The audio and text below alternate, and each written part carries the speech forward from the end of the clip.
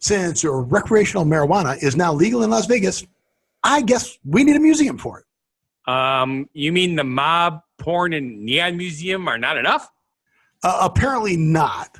Although Las Vegans don't want science or natural history museums, they want porn museums and marijuana museums and neon museums and mob museums. Now, the next thing you know, they're going to want to have a skateboard museum. Sure, why not? They just announced a 35-foot skateboard that's going to be in the 2019 Guinness Book of World Records. And Las Vegas has the tallest structure west of the Mississippi, the Stratosphere, and the largest Ferris wheel in the world, the High Roller. Well, we get a lot of tourists here in Vegas, so the Aussies want to copy Las Vegas, and the newest building in Australia is going to be a twisting garden, and it's going to be the tallest building in Australia. Ooh, cool. And Steve wants to invent the new phrase for everyone to use, like fleek. Well, good luck. Yeah, it's going to be better than fleek. But NASA wants to trick us into finding out ways to convert CO2 into useful compounds. Dude, you might as well go big or go home.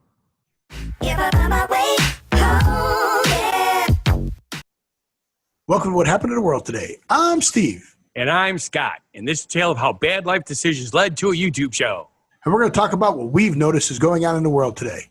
And should we add to our bumper that we don't talk about politics or religion because politics are too polarizing and it's all positive? Well, we like to spin it towards a positive news so you can escape. Right.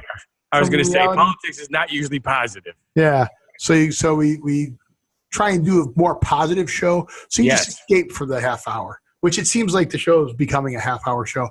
We want it to be a 20-minute show, but neither one of us can shut up long enough. I think we're coming up on our 1-year anniversary, are we not? Okay. I'm pretty sure we are. Okay. So I'm thinking out of all this, 3 shows a week for a year, I'd be willing to bet not more than 5 shows have made that 20-minute mark.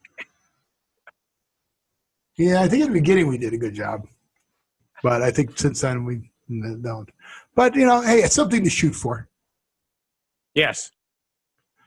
So I can't even do a segue that way.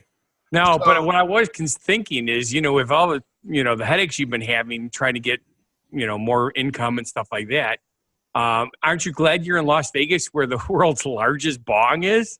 Not only is it the largest bong, but there is so do we really need a marijuana museum? No, we don't really need one, but apparently it's popular. Well, yeah, but what would be at the museum besides so Bongzilla, as it's, called, it was created for the museum, so it's not like something everybody's like, oh, yeah, let's get the... I mean, is Cheech and Chong going to just hang out in the museum? No. See, what's going to happen is Godzilla is going to come here from China and smoke Bongzilla. Smoke Bongzilla. Bongzilla versus Godzilla. Right. Or the movie will be called Stone Godzilla versus the Moth thing or whatever it was. Mothra. So, okay. And when they cut the ribbon, it wasn't a ribbon. Did you catch what they cut when they did the opening ceremony? They didn't cut a ribbon. They cut. You didn't catch that, did you? A hemp rope. I didn't look it up. I just took a wild guess. Yes, very good guess. That's why I let you guess, because I figured you'd do it. So this is going to be on Fremont Street, which that Neonopolis is never went over down there. So they put the museum in there. Okay. So that'll be fun. Sure, why not? But yeah, it's kind of crazy. The Cannabis Museum. Why do we need a museum for, is there that much history of cannabis? It is recreational here. You can have it. And again, at the Billy Corgan at the Smashing Pumpkins concert, they were definitely there. Yeah. They were smoking. Well, the one thing I'm thinking about is they're saying Las Vegas will be the new Amsterdam of the world. Well, okay, so I do kind of agree with that because, Mayor Goodman, Carolyn Goodman, not Oscar, Carolyn is now the mayor, excuse me. I'll take your word for it. But her husband, Oscar, but they're talking about legalizing prostitution in the city of Las Vegas also. Right, because right now it's not. Everybody thinks of it as it is, but no, you have to leave the county. You have to leave the county. You got to go to Nye County. Nye County is the largest county in Nevada, and it's about a 45, 50-minute drive. And, that's where you have to go for prostitution to be legal, even though there's trucks driving up and down the street. Girls to your room. Yes. I wonder what those girls do. Maybe they cook for you. They do. They cook really good. Guy the entertainer cooks for you. Yes. I think then you got those guys out on the street. You ever been to Vegas? There's card. Make the card. Cool beans. The collector's cards. Here's the one thing that kind of baffles me. What? I had an employee of mine who had informed me that she had utilized the legal service of an escort. Okay. In Vegas or locally? No, locally. Okay. And she told me the cost, and I was like really freaked out because I've never been to a prostitute. Okay, it's pretty expensive, and it's all negotiable. So I don't know what her deal was, but here, just to get, I can say blowjob or head. I don't know if I can say either. I'll say I just said them both. You said both, so at a brothel, you're in a $300 range. Yeah. See, and on the street corner is $20. Really? Does she have her teeth? It's smoother that way. Oh. They're going to put a disclaimer in the beginning of our show. Yes, this one is R-rated. Sorry, folks.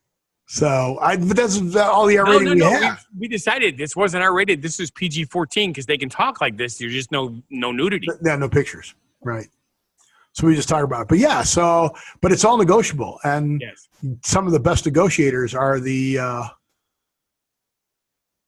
don't know what they're called. Are they called prostitutes? Cheapskates? No, I don't know what they're called at the houses, at the house of ill repute.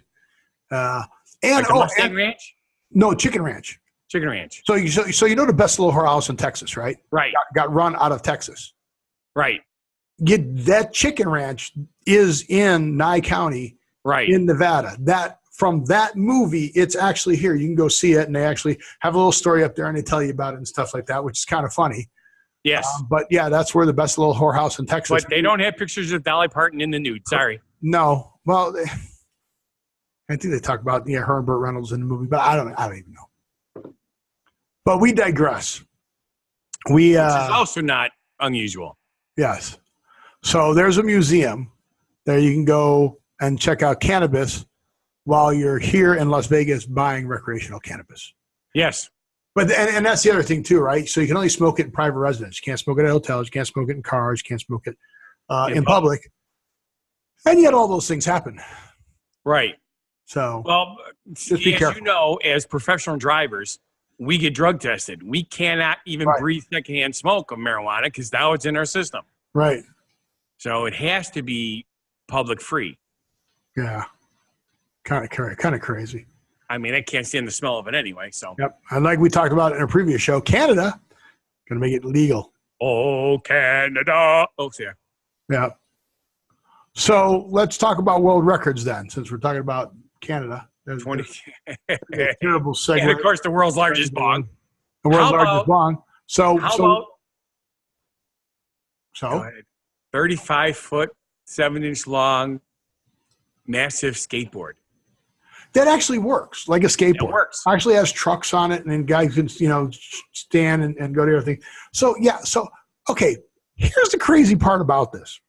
This 35-foot long, 35 foot. 35 feet, 35 7 feet does not seem that long, right? But when you think about it, it's more than 10 yards. First down, right? Right. 35 feet would be what? 11 and a little extra yards. Something, yes. Yeah. So the guy who created it is going to have it in the 2019 Guinness World Book of Records. Correct. They just released a video on YouTube this year, 2018. Right. The guy in the video says his reason for creating it was Rob Dyrdek's Fantasy Factory. Correct. Now Dyrdek's Fantasy Factory went off the air in March of 2015. Exactly. So it's like, okay, why March, is it now getting into the 16, book? 17. Did they create it back then? You know what? They had to have, because there's videos of it. Yeah, there's videos of it back in 2016. But again, the show was already off the air. Yes. So if anybody saw it on the show, let us know, because I can't find a video of it being on the show. Maybe I don't know. What I'm thinking is... But they put the logo, the Dyrdek logo on it and all that from the skateboard. Oh, yeah. It looks pretty cool, actually, if you watch the video. They take it to different events, especially where kids skateboard parks and stuff, to help promote skateboarding as a good form of exercise and socialization. It is a good form of exercise. I'm not sure about the socialization part. Well, I guess you are, because you're cheering all the other guys on. Correct. Okay. Works for me. All right. So we're going locally and expanding globally. So let's continue this with another record in another part of the world. Yeah. This is Australia. No. This is United States. All right. No, the story you're talking about is Australia. Thank you. They have a new skyscraper that they're building called the Twisting Garden. It is to become Australia's tallest building, and the drawing that they have here, which looks real, they did such a good job. I thought this was already done. It is impressive. What a feat of engineering. They're putting trees and bushes on the outside of this building on terraces on one side, and it's twisting, spiraling up. So it kind of looks cool. And then in other sections, they have cutouts in the glass with patios, porches, balconies, but recessed balconies. And they're planting trees and bushes on all of these patios. And they're even putting trees and bushes inside the atriums where the glass is, which is kind of weird. So look this up, Twisting Garden Skyscraper, and check out the pictures. I mean, it's actually stunning. Pretty cool. Actually stunning. It is pretty cool. Pretty cool. I think the architect and designer of this concept, I sure hope they live comfortably the rest of their life, because this is gorgeous. Well, it is pretty cool. I mean, you talk about plants, and plants are needed on the planet to help turn the carbon dioxide into oxygen. So that's kind of cool. It certainly is, Ollie. But yeah, so we talk about cutting down our trees and stuff like that. So they're going to build this skyscraper. The landscape is key to living in the city, because there's no trees in the city. Okay, that's not really true. There's just more Central concrete Park. and asphalt.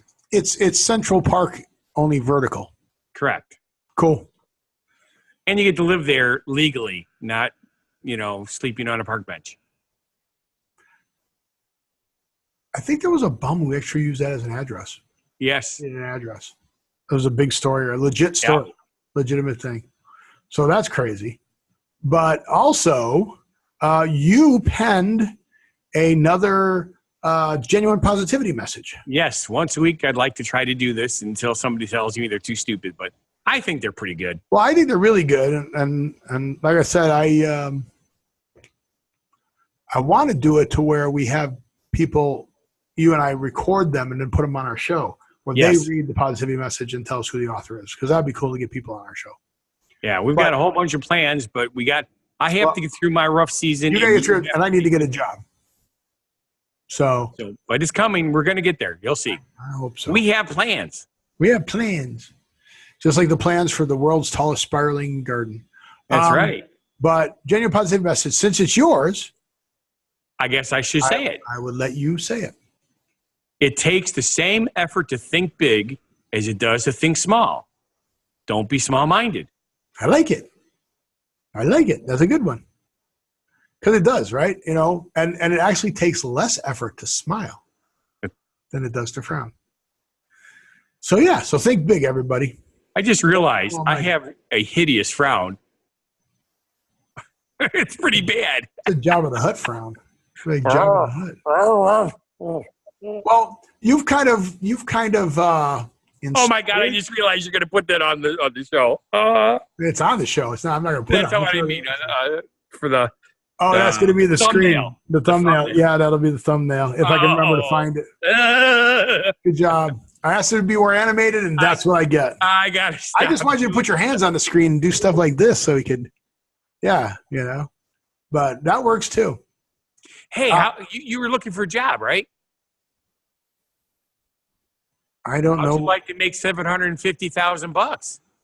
Well, you're going to totally skip my story, huh? What I was talking about. You have a story? I was just talking about it, that you inspired me, and I wanted to invent something too. Okay. What would you like to invent?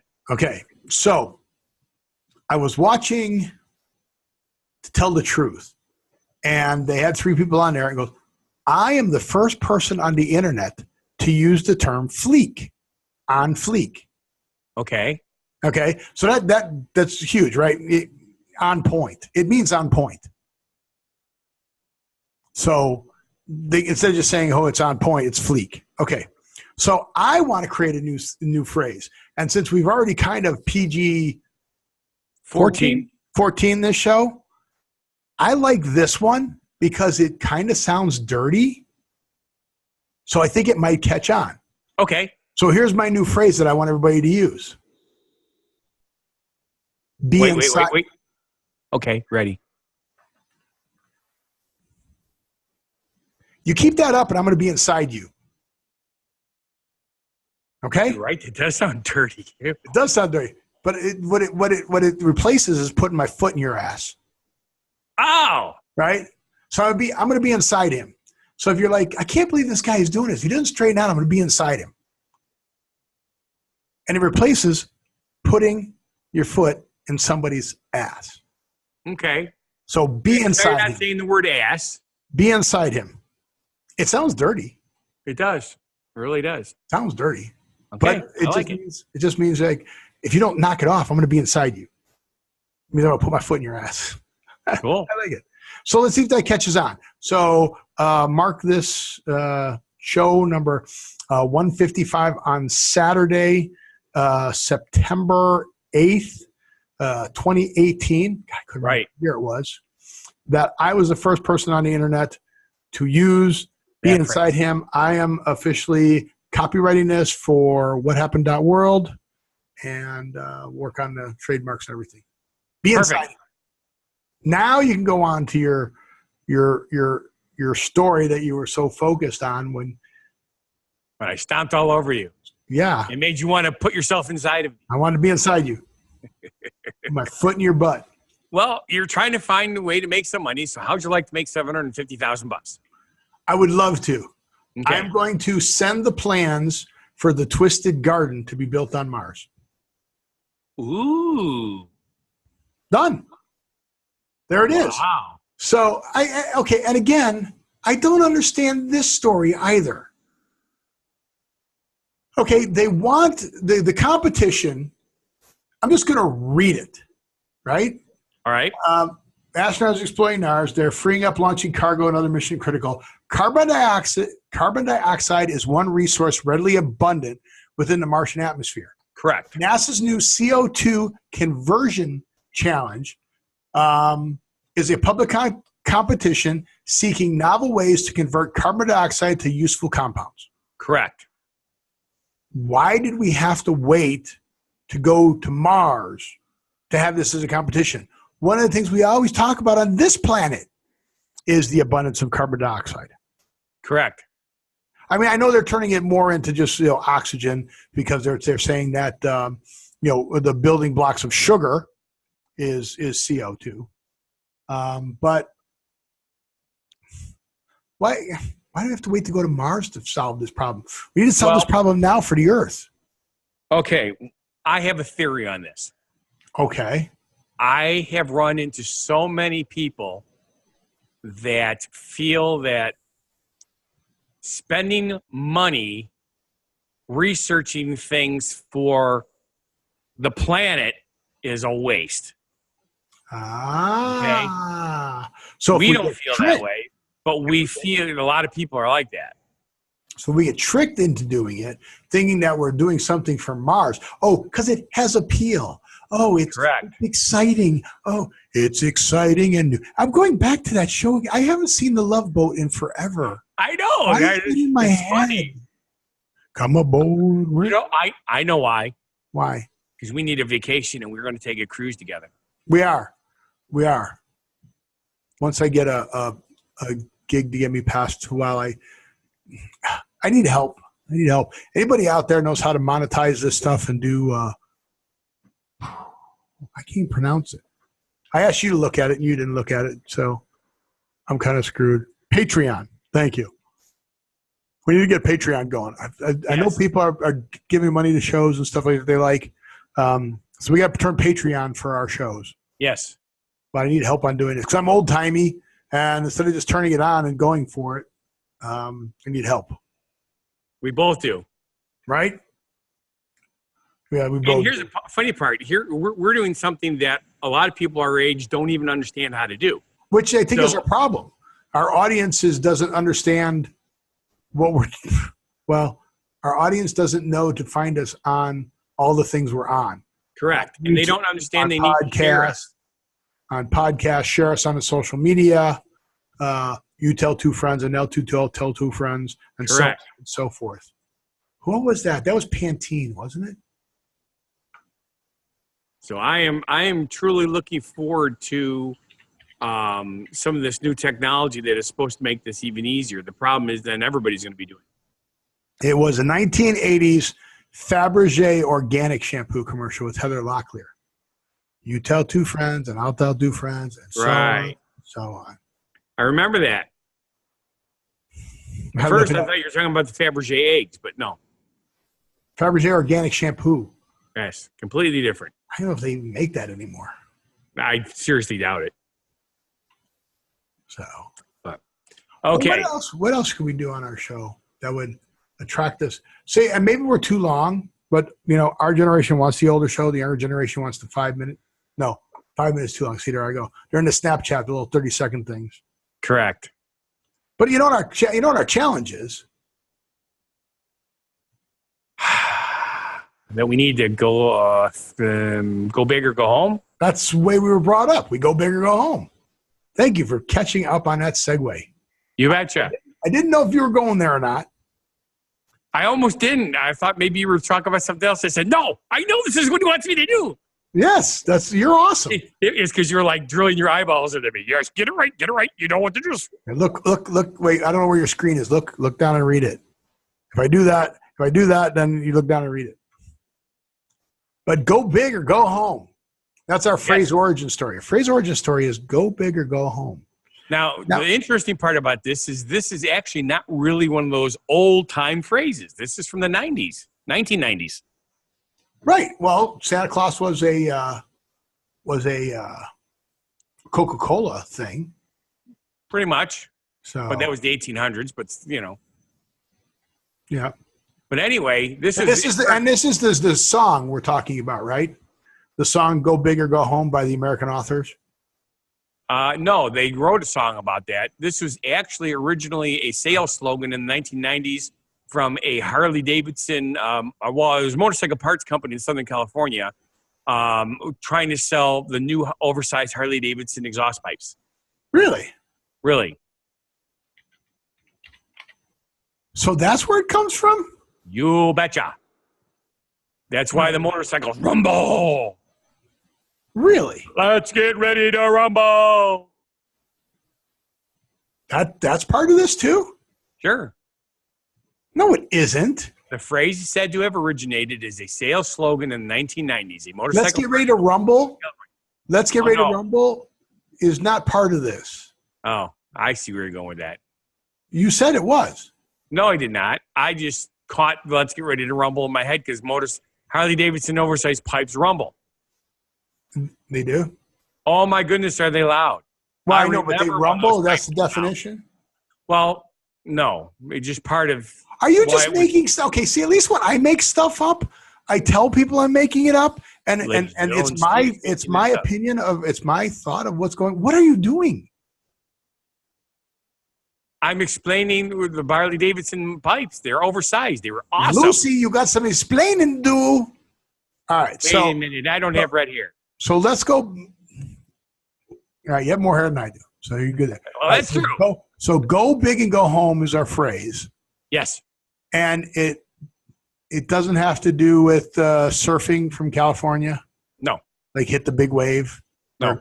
Go home? No. All right, so where? Once again, it's a sales slogan. Not once again. Motorcycle parts company in Southern California. All right. That they were selling the pipes for Harley. Oversized Harley-Davidson pipes.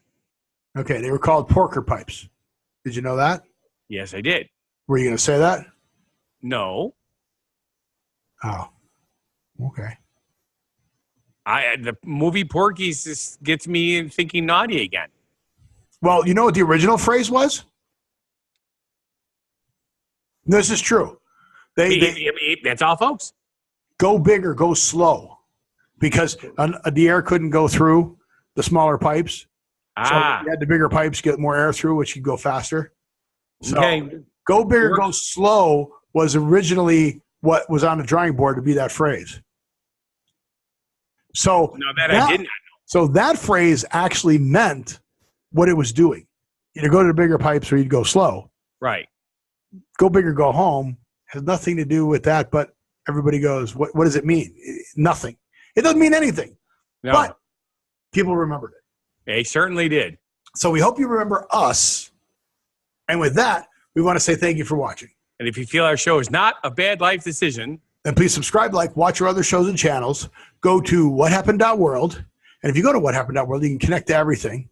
You can get to Fun Guy the Entertainer Cooks. Well, you can't get the Fun Guy. You can get the Fun Guy Entertainer. You can get to our Facebook, our Instagram, our bios. You can send us messages. You can get to our YouTube shows. Get to our podcasts.